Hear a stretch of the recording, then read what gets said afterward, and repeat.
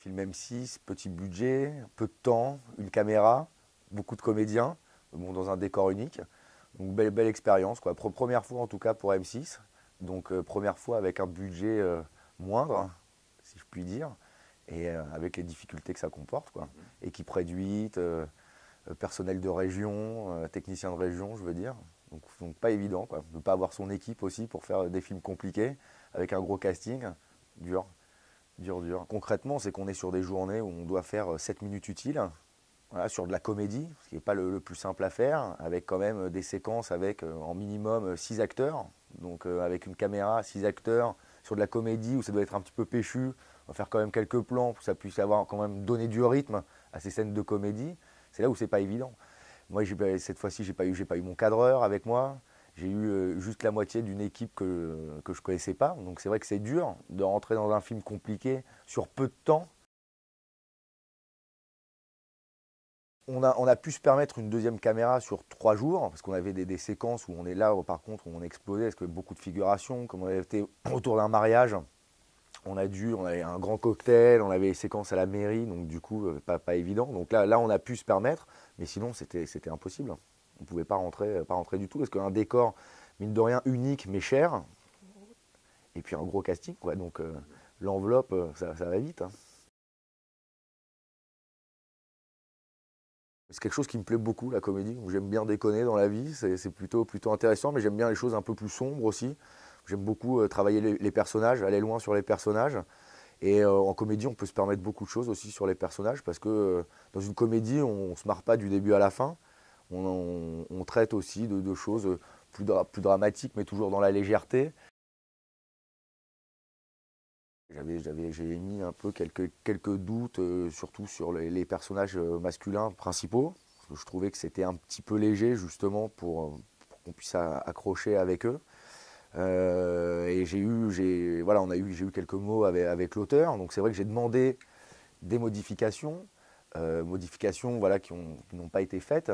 Donc après, c'est vraiment une prise de décision, un choix que j'ai fait au tournage, de moi-même faire les modifications que je voulais, parce que j'estimais que voilà, on est réalisateur, on signe un film, on est aussi auteur, j'estime, et voilà, on assume quelque chose. On travaille aussi avec un producteur avec lequel on peut discuter, et à la fin, voilà, c'est nous qui sommes responsables du film. Donc voilà, je trouvais que c'était normal de pouvoir aussi apporter une patte et une identité, parce que je comprends pour les auteurs, c'est très compliqué de donner un scénario, c'est leur bébé, ils ont une idée complète du film, mais il faut bien le léguer à un réalisateur qui lui-même doit apporter son univers et sa petite patte, et sa narration, surtout ses points de vue, ses partis pris, et ça qui sont, voilà, c'est des choses qui sont très subjectives, et chacun l'apprécie. Donc c'est compliqué, je peux comprendre pour un auteur, et je comprends maintenant tous les sujets de discorde qu'il peut y avoir entre les réalisateurs et les scénaristes, mais je pense qu'il faut plus se souder et qu'il y ait une compréhension des deux pour qu'on puisse vraiment avancer et faire le film. Et chacun n'ira pas faire d'erreur, et on ne fait pas non plus, je pense, quand on fait de la télé, des films pour soi. On fait aussi des films pour un public, pour des gens, et surtout pour un client qui est le diffuseur. Donc on ne peut pas non plus se permettre de prendre des risques inconsidérés.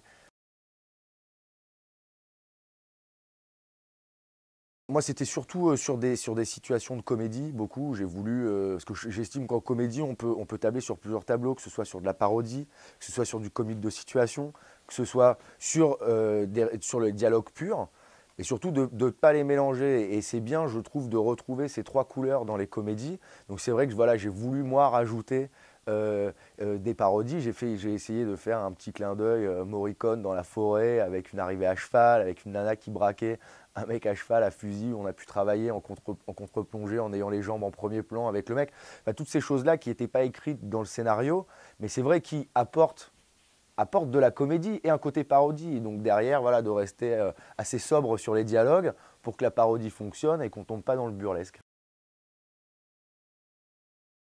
De toute façon, en télé, voilà, on travaille aussi avec le diffuseur sur le casting. Eux aussi ont un avis sur le casting et eux ont aussi des demandes. Donc voilà, des demandes qui ont été entendues et respectées. Voilà, et puis après, c'est 50-50. On discute de toute façon, mais voilà, chacun aussi apporte sa petite pierre sur le casting. Voilà, on est un peu souvent tributaire de ça en télé.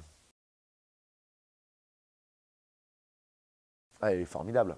formidable. Elle a une capacité émotionnelle terrible parce qu'elle peut être très dure, très froide, mais dès qu'elle s'ouvre, c'est exceptionnel. Un cœur énorme. Catherine, au début, je flippais un petit peu de travailler avec elle, parce que quand même Catherine Jacob. Moi, je suis un jeuneau qui débarque, donc c'est toujours un peu d'appréhension. Mais c'est des gens qui sont exceptionnels et qui sont plus humains que l'humain, quoi. Et qui ont un cœur énorme et qui offrent beaucoup de possibilités. Ils sont ouverts à tout, pas du tout fermés. Ils sont dans la proposition, dans l'écoute aussi, surtout. C'est formidable. Formidable. Francis, c'est quelqu'un d'exceptionnel aussi. Il a un potentiel de comédie, moi je trouve, exceptionnel. C'est vrai que c'est un registre où on le voit très peu, très très peu. Et du coup, moi je me suis éclaté à faire ça, à lui trouver, à façonner ce personnage avec lui, mais on s'est régalé. C'est des gens qui sont super. Comme Sagamore Stevenin aussi, qui est un mec aussi qui a beaucoup de cœur et de grandes capacités de comédie aussi. Et c'est bien, je trouve, de le retrouver là-dedans aussi. Je travaillais avec José Gérel comme directeur photo et on s'était dit ce qui serait pas mal c'est de travailler sur peu de focales dans le film. Donc on a travaillé avec ma focale préférée, on a fait quelques 14 mm sur des plans extérieurs pour donner un peu de respiration, qu'on puisse profiter des décors. Et sinon on était beaucoup au 32, on a fait beaucoup de 32, de 40 et de 65 mm qui je trouve une focale magnifique, qu'on ne sort pas beaucoup. Et c'est vrai que maintenant de plus en plus les écrans de télé sont grands et je trouve que c'est une focale qui est plutôt pas mal pour faire les plans rapprochés sur les comédiens. D'être au 85, du coup, d'être très serré. Et maintenant c'est vrai, on est équipé à la maison de tous de postes assez grands. On a tablé voilà, sur ces 3 focales et je trouve que c'est aussi intéressant pour la narration parce que voilà, on est sur une unité d'image sur le film et je trouve que ça fonctionne pas mal, pas si intéressant. Je me fais une liste de plans de toute façon à peu près complète. Et je me fais mes dessins avec tous les déplacements de comédiens déjà justement pour pouvoir être vraiment avec eux sur le plateau, pouvoir voilà, distribuer le jeu à la technique, qu'ils sachent vraiment où je veux aller, les plans, les valeurs utilisées, pour pouvoir avoir un maximum de temps avec les comédiens, justement parce que la comédie, c'est surtout, c'est eux, quoi. J'aurais bien aimé avoir déjà 22 jours, le classique, mais bon, c'est vrai que 5 jours de plus, ça aurait pu être pas mal, quoi. J'aurais peut-être pas fait des choses différentes, mais j'aurais pris plus de temps sur certaines scènes, en tout cas. Parce que c'est vrai que dans le film, on a beaucoup de comédie, mais on arrive sur la fin du film où on a voilà, des choses plus personnelles qui ressortent et des choses voilà, que j'estime qu'il faut un petit peu plus de temps à travailler pour le jeu.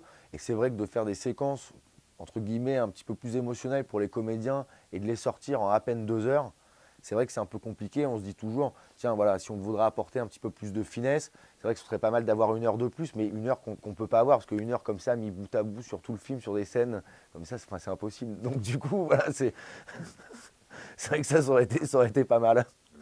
Puis on a travaillé avec les chevaux aussi. Enfin, avec les chevaux, j'ai pas pu faire tous les plans que je voulais, parce que voilà, c'est un barnum énorme. Voilà, enfin, tout ça mis bout à bout, c'est vrai qu'une semaine, une semaine aurait été pas mal. Ouais.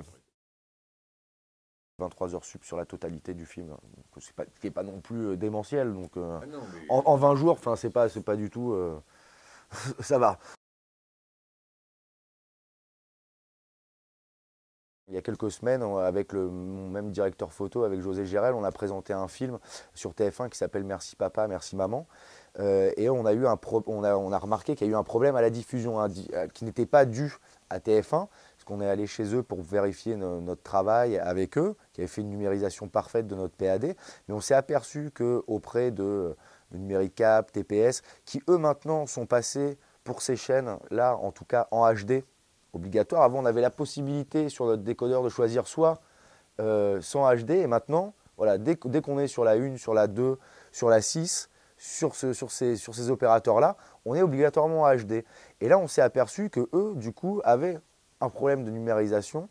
Et là, on s'est aperçu que tout le travail de ce directeur photo avait été, entre guillemets, saccagé, quoi. Le ciel était blanc. C'était assez, enfin, pour moi, c'était regardable, quoi. L'image était marronasse. Enfin, c'était un aplat complet, alors que justement, José, quelqu'un qui est fan des films, de la lumière, des univers, où il veut aller loin, justement, il défend ça. Et je trouve que c'est terrible pour un opérateur d'avoir une diffusion comme ça, ne serait-ce que pour les gens avec qui il travaille, qui regardent son travail et qui du coup se disent mais merde, qu'est-ce qui se passe? Je trouve que c'est très dangereux. Je trouve ça dangereux parce que, imaginons, quelqu'un ne soit pas au courant de tout ça, on ne fait pas de commission, on ne sait pas tout. On se dit, putain, le mec, c'est pourri ce qu'il fait en fin de compte. Il peut être très bien à un moment donné, mais après, derrière, il fait n'importe quoi. De toute façon, c'est vrai que l'information en HD est tellement importante. Après, on est sur des tuyaux qui sont grands comme ça, l'information est là, et puis à un moment donné, bah, tout passe pas. Maintenant, on nous dit c'est plus 16-9, c'est 14-9, etc., etc. Donc c'est vrai qu'il faut être toujours très vigilant à ça et puis s'adapter justement pour ne pas être battu derrière et se retrouver avec des cadres un peu bâtards et se dire voilà, qu'est-ce qui se passe complètement casquette, j'ai pas filmé ça. Et c'est vrai que ça aussi, il faut sensibiliser maintenant les équipes, avoir vraiment les bons formats pour que voilà, ça aussi, il faut pouvoir le retrouver et qu'il n'y ait pas des surprises derrière et se dire mais merde, qu'est-ce que j'ai fait, ouais.